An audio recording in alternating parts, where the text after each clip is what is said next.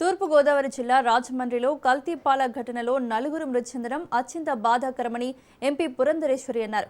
MLA Adireddy Srinivas కూటమి నాయకులతో కలిసి కిమ్స్ ఆసుపత్రిలో చికిత్స పొందుతున్న బాధితులను ఆమె పరామర్శించి వారి ఆరోగ్య పరిస్థితులను అడిగి తెలుసుకున్నారు. పాలను డీఫ్రీజ్ పెట్టడంతో ఫ్రిజ్లోని రసాయనాలు లీకై పాలలో కలిసినట్లు అధికారులు ప్రాథమికంగా గుర్తించినట్లు తెలిపారని ఎంపీ పురంధరేశ్వరి తెలిపారు.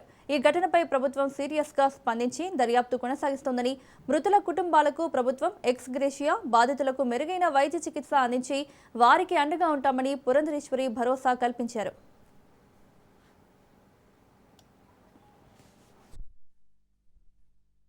ఈ యొక్క కల్తీ పాలు తాగిన తర్వాత 15 మంది దగ్గరగా హాస్పిటల్ అడ్మిట్ అయితే నలుగురు మరణించడం జరిగింది. 11 మంది ఇంకా ట్రీట్మెంట్లో ఉన్నారు. 2 చిన్నారులు కూడా ఉన్నారు.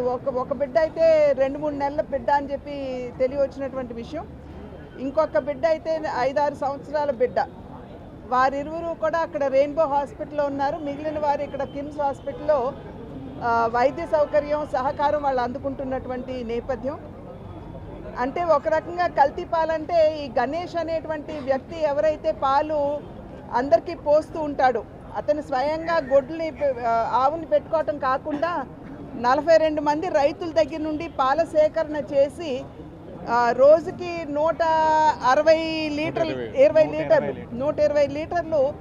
ఈ ఇళ్ళకి పోస్తూ ఉంటారు. 106 ఇళ్ళకి పోస్తూ ఉంటాడు.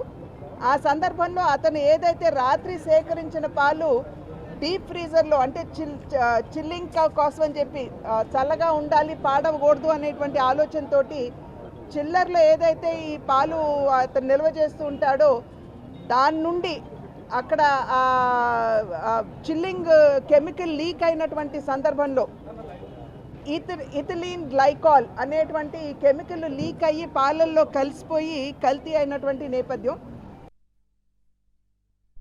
22వ తారీఖు సాయంత్రం తెలిసిన వెంటనే కారకులు అయిన గణేష్ని వెంటనే పోలీసు వారు అధీనంలో తీసుకొని రాత్రికి రాత్రే ఇళ్ళలన్నింటినీ కూడా సుమారు 110 కుటుంబాలు ఐడెంటిఫై చేసి 293 మందికి శాంపిల్స్ తీసుకోగా అందులో 241 మందికి ఏ విధమైన ఇబ్బంది లేదని రిపోర్ట్స్ కూడా రావడం జరిగింది. ఇంకా 50 మందికి ఇంకొక 2-3 గంటలు అవి కూడా రావడం జరుగుతుంది. దురదృష్టమైన సంఘటన. ఇప్పుడే గౌరవ ఎంపీ గారు చెప్పినట్లుగా కారణం ఏంటన్నది కూడా చెప్పడం జరిగింది. తెలిసి చేశాడా తెలియక చేశాడా అన్నది పక్కన పెడితే ఇబ్బంది అయితే కలిగింది. మరణించారు, ఇబ్బంది పడతా ఉన్నారు కొన్ని కుటుంబాలు. ప్రైవేటు వ్యాపారం చేసుకుంటున్న వ్యక్తి అయినా సరే చేసింది తప్పు. ప్రభుత్వం బాధ్యత తీసుకొని ఎక్స్గ్రేషియా ఇవ్వడంతో పాటు ఆ కుటుంబం ఒక వైద్యపరమైన ఇబ్బందులన్నింటినీ వాళ్ళకి ఖర్చు పెట్టే ప్రతిదీ రూపాయి కూడా ప్రభుత్వమే బాధ్యత తీసుకుంటుంది. దాని మీద చాలా క్లియర్గా ఉన్నాం. రిపోర్ట్స్ ఇంకా రావాల్సినవి ఉన్నాయి. సాయంత్రానికి వస్తాయని ఆశిస్తాను. వచ్చిన తర్వాత ఒక లాజికల్ కంక్లూషన్ తీసుకొని భవిష్యత్తులో మరలా ఎలాంటి, ఎందుకంటే ఇతను చేస్తున్న వ్యక్తి ఎవరైతే గణేష్ వ్యాపారం ఈ సంవత్సరం 2 సంవత్సరాలుగా చేస్తుంది కాదు. గత ప్రభుత్వంలో కూడా చేశాడు, అంత ముందుకు చేశాడు.